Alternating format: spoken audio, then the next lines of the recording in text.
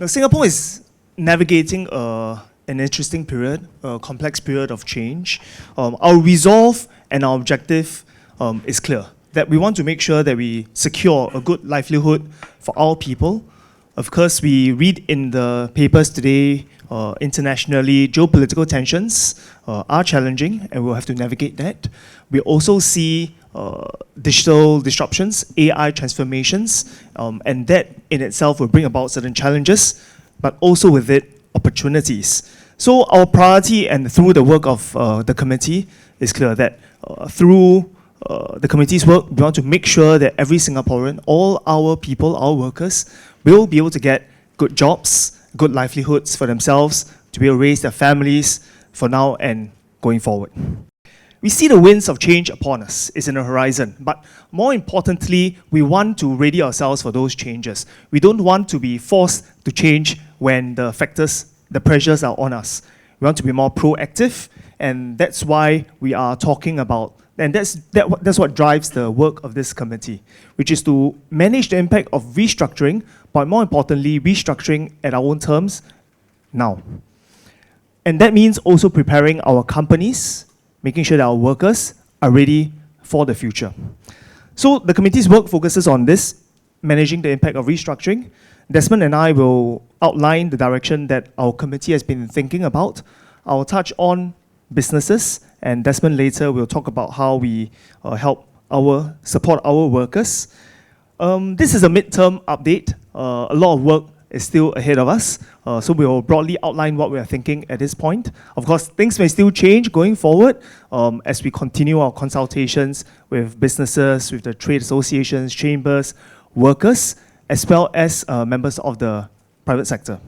We are also very glad to be joined by our committee members, many of whom are key leaders in our trade associations, in our chambers, as well as key leaders understanding what the market trends and the industry developments are like.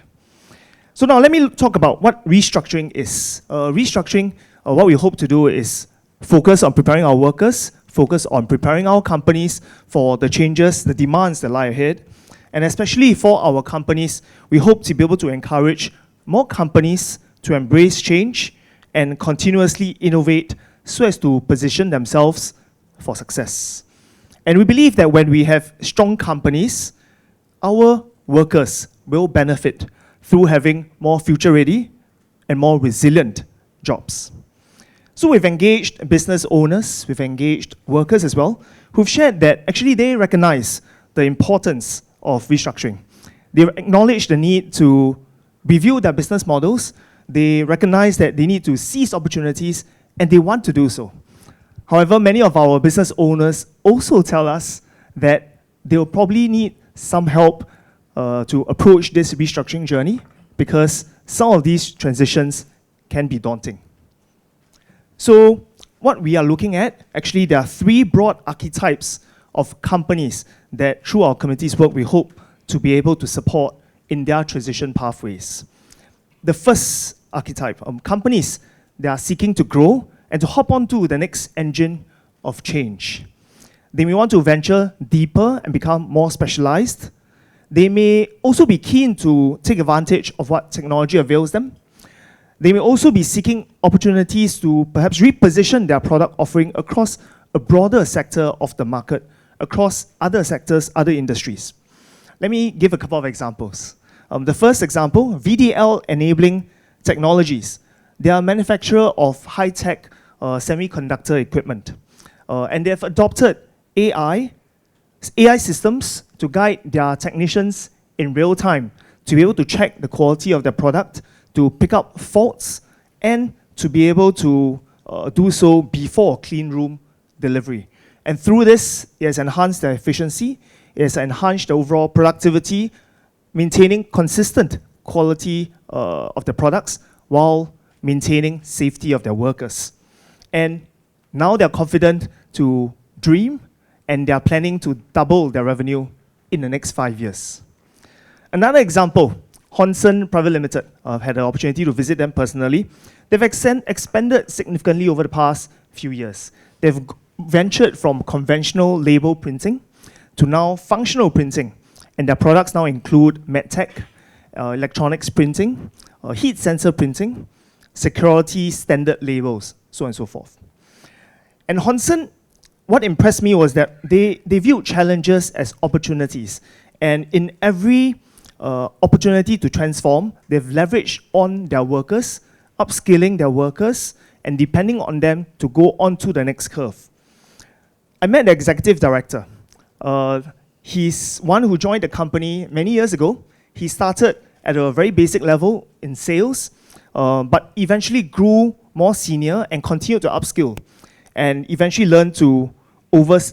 grew to oversee their research and development and their innovation arm.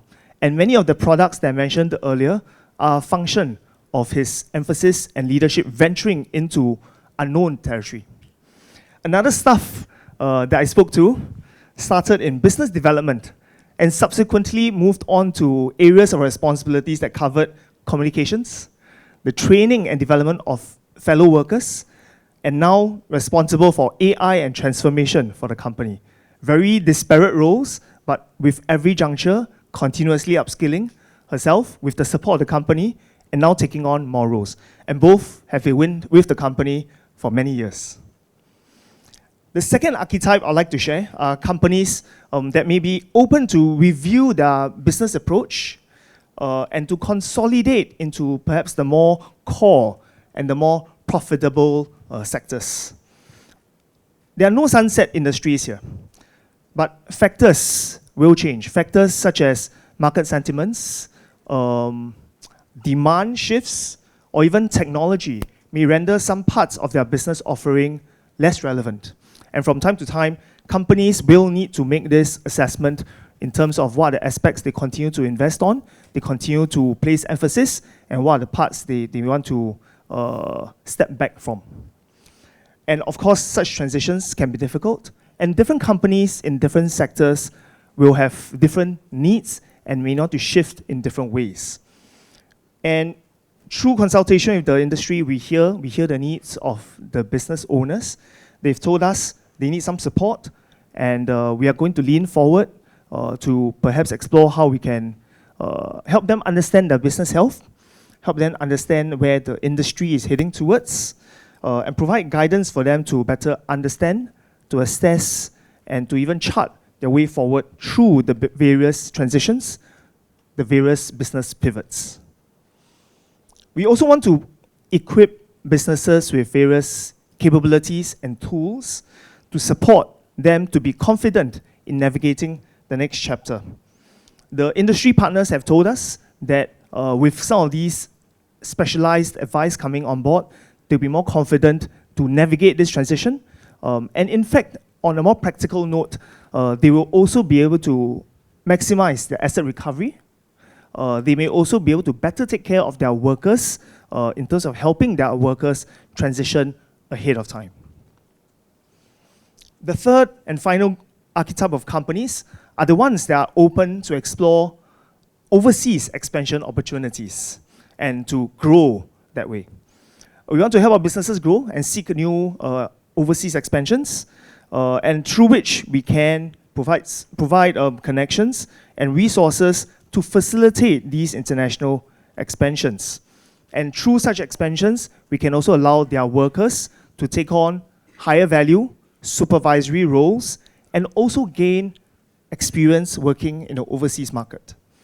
For instance, another company, Singapore's leading canned meat processor, OTS Holdings, has actually expanded their halal manufacturing operations to Johor to improve their overall cost competitiveness. This new facility has 5 times the capacity of their previous Singapore plant. And through this expansion, it has actually opened up opportunities for their workers to take on supervisory roles in the new Johor facility, and through which also upskill and upvalue their workers. Overall, through all 3 archetypes of companies, there's a range of support that we're looking at exploring to provide for these companies. We're still discussing what this range of mechanisms may be, based on the feedback that we've gotten from the companies, from trade associations, from the consultants that we've been working with. But there are some options that we're looking at. Enhancing support schemes to the companies to embrace technology and also to facilitate their regional expansion.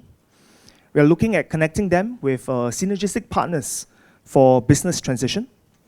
We are looking at providing advisory on consultation on business health, as well as to share broader industry trends and development trajectory.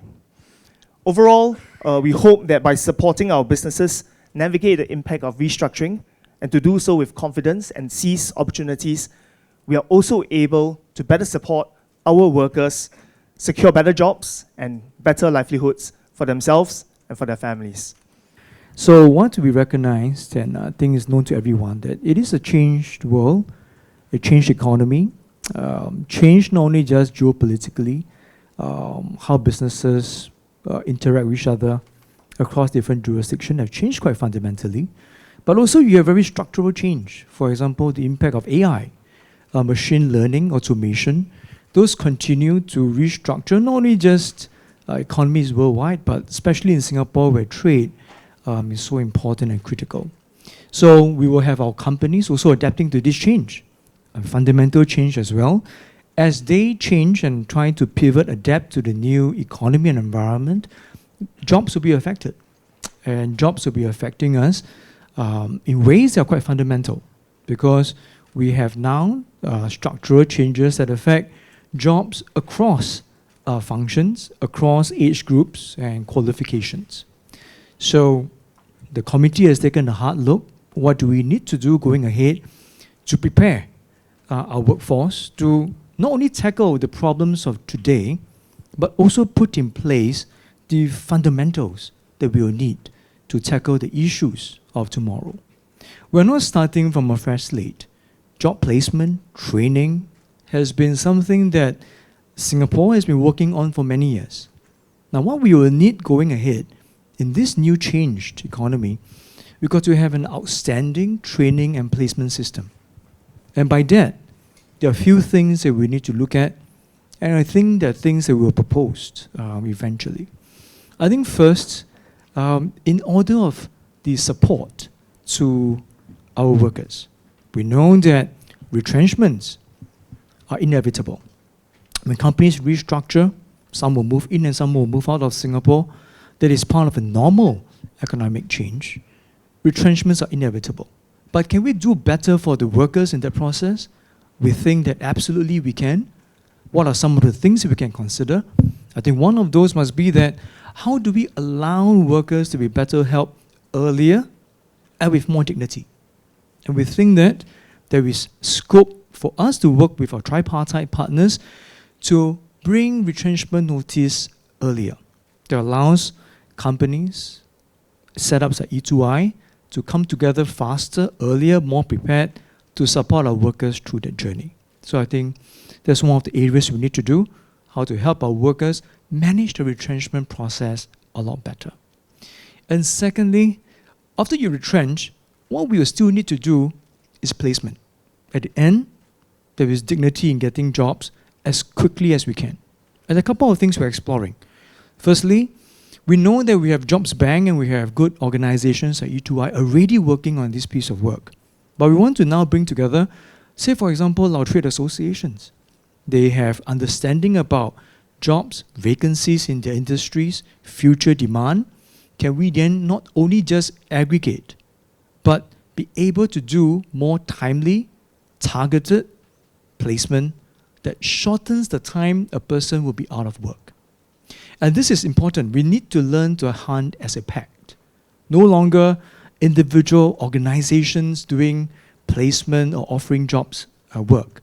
We must be prepared to work across not only just our non-profit organizations, the government side, but also with private placement operators. Important. So we build up a strong placement ecosystem for that. Now, there will also be impact on workers, for example, whose skills are not so relevant, or could be eroded over the years because the economy have changed. So how do we intend to do this? One of the key issues that workers usually face is, if I need to change over to a new industry, very tough. they may need to start all over again. There's a lot of resistance and inertia to doing that. So we think that the solution to this is to build career bridges. And how does it work? Career bridges have the fundamental assumption that not all your skills are irrelevant. You may start out with 50% ready, 60, 70% ready. We built a bridge from impacted industries, for example, admin work, data collation, for example, very easily exposed to AI, and quite frankly, some are already impacted today. And they said, okay, if you're impacted by that, let me move you to more resilient sectors. So career bridges will be done, and then we're looking at some of the possibilities. We know that there are sectors like healthcare, for example. Not only we want to say that it's resilient to changes, but it provides for good career trajectories as you map over to the next bound. I think that is quite key. So career bridges is something that we do quite a fair bit. We will also intensify, and we're looking to intensify how career conversion programs can work. Career conversion programs have shown very good results over the last many years, but we can double down on some of this work, working closely with TACs and companies to identify more opportunities for career conversion programs to work. And on how this is a good thing for us is, before they get even retrenched, we work with the company in advance and said, okay, if you have improvement plans, changes, for example, like what Ming mentioned, we know who you are, we work with you to upgrade your workers while in the company. So I think that can help people from falling off the workforce. And then lastly, and Ming has mentioned, for the business side of the house, that is for companies' business health. But we also need to look at workers' career health. It's important because when a person is deeply involved in the job and working just to make sure that they fulfill the job requirements, oftentimes they neglect the skills upgrading. And we want to make sure that we strengthen our career health, making sure that every worker have a chance to be able to go through diagnosis of their current status and what they need to improve and frankly to get on to the next bound.